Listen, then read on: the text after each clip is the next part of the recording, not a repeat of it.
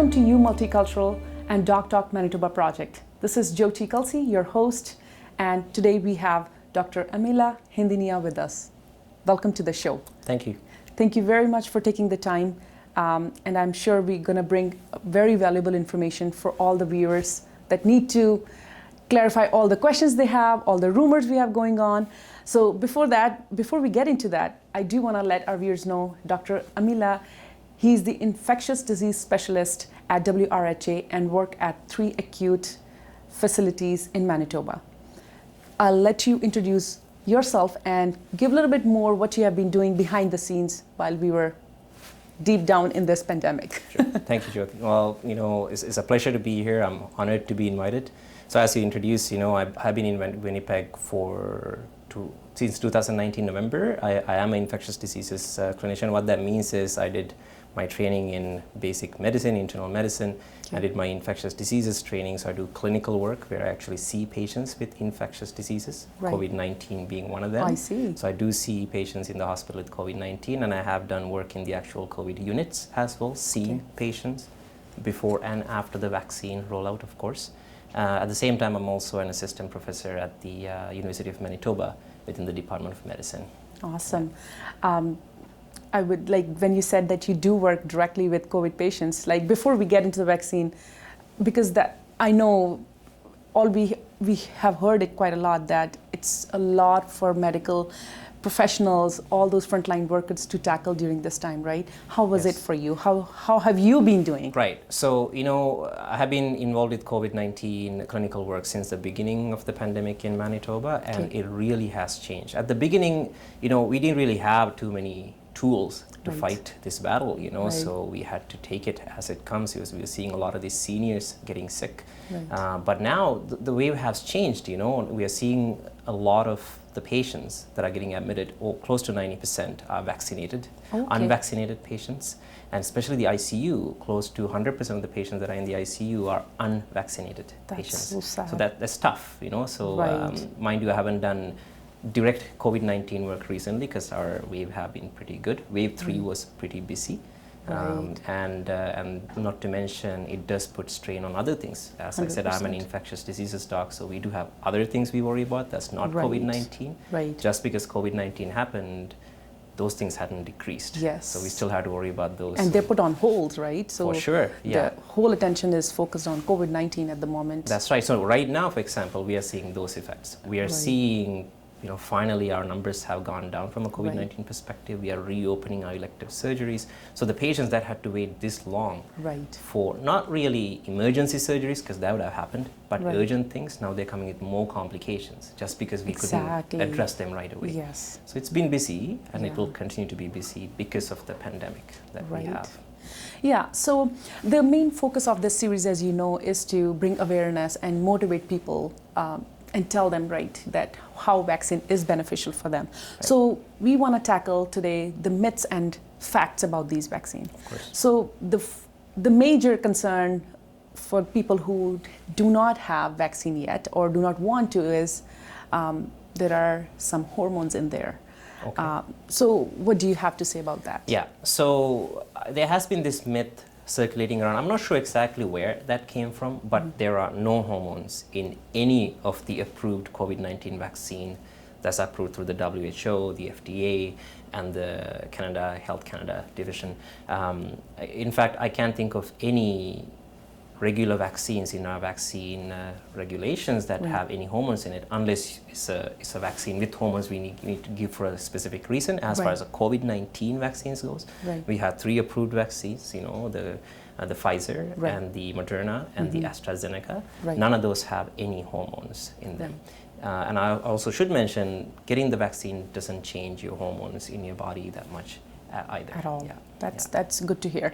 Then there's some protein in there and some kind of detectant in there that that is like a tracker or a magnet. I mean, those who are still thinking about it or afraid, we need to get the facts right for them, right? So so that's also came from the very beginning that Microsoft chips are in there or Apple chips are in there, and again, there's no, these are complete false news. There are no chips, no tracking devices in these vaccines. So that's not a concern that we have. And this is not a concern with any of the vaccines in Canada or in North America, any of the developed countries. None of them have any chips, any tracking devices.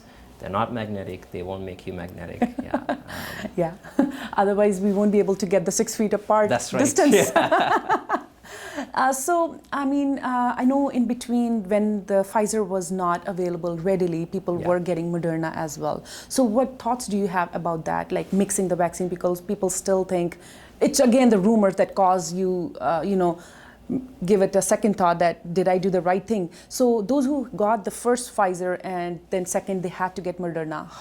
How, like, what do you think, the vaccine is still as good as same shots? Yeah, so that's a good question. So let me talk a bit about the vaccine itself, so then we can clarify how that works. So both Moderna and Pfizer vaccines, those are what we call mRNA vaccines. So what we have done is, I shouldn't say we, because I didn't, the people that make the vaccine, they figured out the protein structure of the virus, the spike protein. So the spike protein is what the virus uses to infect us. And we figured out what the protein structure is, and then the genetic code for it in the form of this RNA molecule. So all that vaccine has is laboratory made that RNA molecule.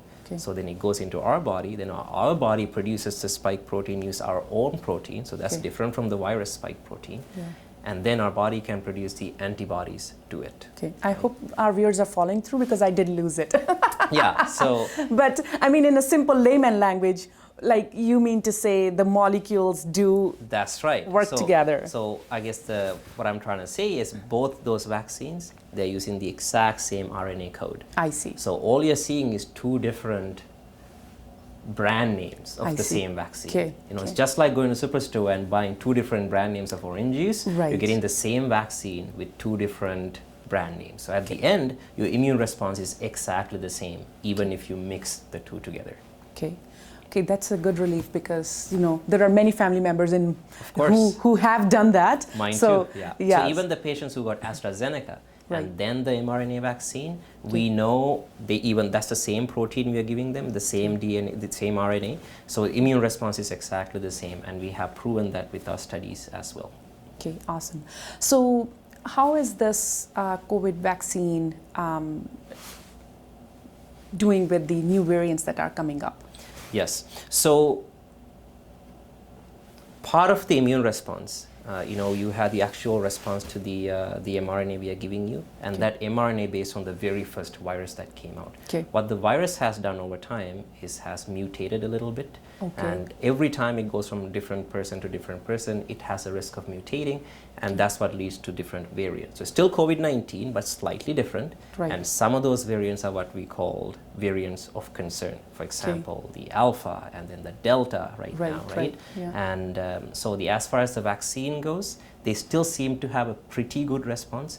Might not be as good as the original virus, but you're still getting a good response. You might have a slightly higher risk of getting the actual infection itself. You might still get COVID-19 compared to the original virus, but the risk of getting hospitalized, risk of getting long-term effects, and risk of getting, dying from the virus is much lower, even if you get a variant, if you are vaccinated.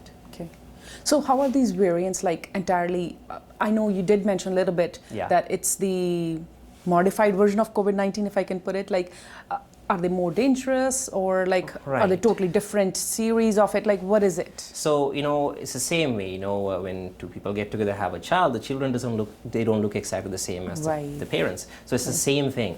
Every time the virus multiplies in your body, something might change. A gene might change slightly, and that can lead to a different, what we call a variant.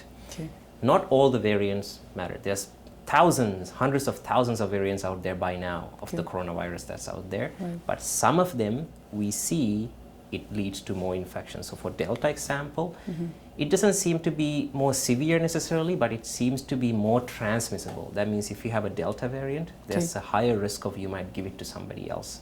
And there's a higher risk of you don't need as much time to be in the same room with them to give them the transfer it over. Yeah, exactly. And that's why the vaccine is important. So is it at all proven, or have you seen cases on variants that this vaccine, they are vaccinated and have got that variant? Yes, so with the Delta variant, we are seeing an increasing little bit more infection after the vaccine. Okay. But at the same time, what we are seeing is they still don't get admitted as much compared to the people that get the Delta variant that are not vaccinated. One of the things we are seeing with the Delta variant is we are seeing more and more younger people. We are seeing more kids getting the infection. We are seeing more kids getting admitted. We are seeing young, unvaccinated adults getting admitted. Then you compare to the people who get the Delta variant after getting the vaccine, they seem to shed off the virus within 2-3 days compared to people that don't get the vaccine that have the virus for longer. Right. So are their symptoms any different, or they're just like similar, a little bit more prolonged, more severe? Symptoms seems to be the same. So at the end of the day, still COVID-19. You're getting it from a different virus, but the disease is still coronavirus disease, COVID-19. Yeah. Perfect. I guess, I mean, is there any other rumor that you may have heard that you think you want to address it? You want to, clarify that confusion that is going around? Like, do you think, is there anything that you want to bring up? Yeah, I mean, there's a lot of rumors out there. I think the biggest concern I've seen in our communities is the concern regarding fertility. So we can talk a bit about that. Sure. There's been some concern about the vaccine potentially causing problems with being able to bear children, whether it's for males or females, and that is not true at all. In fact, people that get the infection with COVID-19 do have a high risk of developing complications, including not being able to have a normal pregnancy. So I don't want anybody who's planning to have a family putting the vaccine on hold just because they are thinking something will happen. They are putting further risk onto their child eventually, right? Because once you're pregnant, your immunization level is a little bit compromised again, or you need to be extra careful, right? Exactly. So we do know, we might as well talk about the pregnancy and COVID-19. So people that are pregnant who get COVID-19, there was a study that came out recently, they seem to have a much worse outcome because when you're pregnant, your body is already busy bringing a child, making a child, so your immune system doesn't have that same strength. And the other thing is, the more prolonged you are in the pregnancy, you might have a bigger tummy than when you're not pregnant, so you don't have that breathing capacity to fight with the virus in your lungs. So if you don't have the vaccine, we from the moms that we see that get admitted, a lot of them do have really poor outcome, including death. We do our best to save both mom and the child, and often it's difficult. But as opposed to the vaccine, the vaccine, as I said, that's the whole reason we talk about the vaccine, is we are just giving you the RNA. Your body is producing the protein. This is not the viral particles we are giving into you. So that doesn't go into the baby. Your body is producing your own immune response. Is your body doing what your body is supposed to do? We are just helping out by giving it the signal. So that's why it's important even for pregnant people to get the vaccination. And the study again that came out recently showed very good safety data with the vaccine and much lower infection rate when you're pregnant and vaccinated. So I guess there is no reason that one should opt out. Like there really is what I'm hearing, right? Yes, right. Yes. So now that we have addressed it, that vaccine doesn't make you 100% immunized for COVID-19. You can still get it. But, there is still that rumor around that, or people still think that if I get COVID after getting vaccinated, they can transmit it to others just because it's not that intense. Like, how true is that? Yeah, so that's not really true. If you have an infection, and if it's a contagious infection, you can give it to somebody else even if you're vaccinated. But what's important to know is when you have the COVID-19 vaccine, your overall risk of getting the infection is already low significantly compared to before the vaccine. So when you look at our whole society together, when we go outside, as somebody you're vaccinated, the chance of you getting COVID is low to begin with. So you won't contribute to this pandemic as much. But let's say you somehow has bad luck and you got the infection. People who are vaccinated, they don't have the symptoms as long. They don't shed the virus as long, but they still have a risk of transmitting, especially close contact. For transmitted respiratory virus, you need to be able to get that virus out, which means usually you need to cough, you need to sneeze. A good way to get it getting out of your system. Yes. But people who are vaccinated tend to not have as severe of symptoms. Right. So theoretically, they do have a lower risk of transmission, Yes, but zero. it still happens. Yeah. I mean, you still need to make those precautionary steps that That's right. make yourself secluded from other members, or That's right. do not cough out loud, use mask, right? So That's those right. those precautions still play. Exactly. So, And- but more people are vaccinated around you, Yes. the less chance of, even if you expose them to them, Right. the chance of them getting sick is lower. That's why Lower. we're trying to get vaccinated as many people as possible. Yeah. So I mean, if so, what are the like symptoms that you see somebody who got vaccinated and got COVID? Like, what do you see the changes in body, or what after effects you can call it, Yeah. versus a person who never got a COVID vaccine and gets COVID? Yeah, right? so we'll talk about without the vaccine first, Right. you know. So it's a range. It's a virus that attacks our respiratory system. Right. Most common symptoms are, you know, mild symptoms, runny nose, sore throat. You might have fevers and chills, muscle aches. But then the severe symptoms are you develop severe pneumonia. You know, those are the patients that are coming into hospital, eventually gets admitted and intubated, which means we put a tube down your throat, Right. get you hooked to a breathing machine to help you breathe Right. until you fight the virus. And sometimes we lose the battle. Right. People that are vaccinated tend to have, even if they get the infection, they have milder symptoms. It's very, very rarely we see vaccinated people getting infected enough to get a severe infection and get intubated. And that's true even in this Delta variant. Now, that's just the hospital stuff. Then Right. there's the whole arm of people. You know, a lot of times people hear people saying, we're young, we have a good immune system, so what if I get a mild infection? From the recent studies and the data that we have, we know people that are young that get mild symptoms, they tend to be the one that get more prolonged symptoms, what we call long haul COVID. So for some reason, they lose their smell for a longer time, sometimes permanently, well, for the past 2 years. Yeah. They have what we call brain fog, memory loss, and this other rash that keeps coming back, you know, joint pain, muscle pain, fatigue that lasts for months and months after the infection gets better. And for some reason, it's the young people that have mild symptoms that get them. So we can't forget about those symptoms either. As well, Because yeah. as a young person who should be out there working and making money for your Yes. families, you know, it's tough to see Right. these patients who goes on disability because of COVID.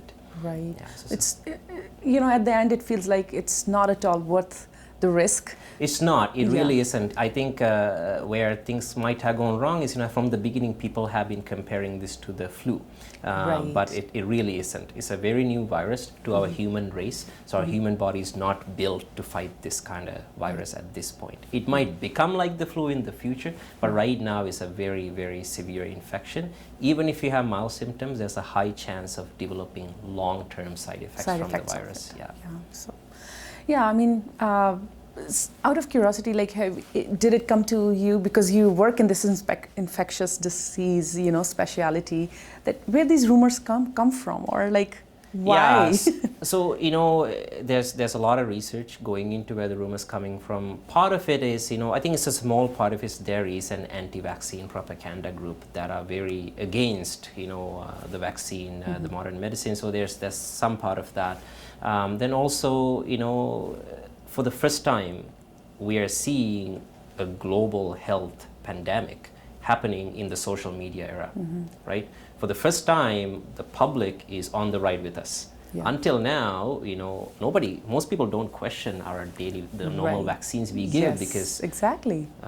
we recommended or doctor recommended, I got it. But for the first time, we are seeing an infection coming and we don't really understand the infection. And then all of a sudden we have a vaccine and then we see these people dying and then the vaccine's coming and apparently the vaccine's saving. But it's so hard for the public to follow the research as it's actively happening.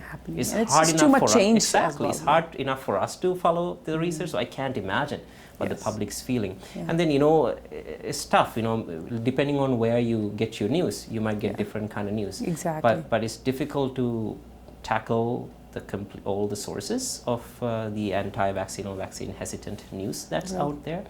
But it's important, I don't want to discourage anybody from asking the right questions. Exactly. Whenever there's some new thing happening, it's important to talk to your physicians, and if there's some faith-based issues, it's important to talk to your faith leaders to see what's the right choice for you. Right.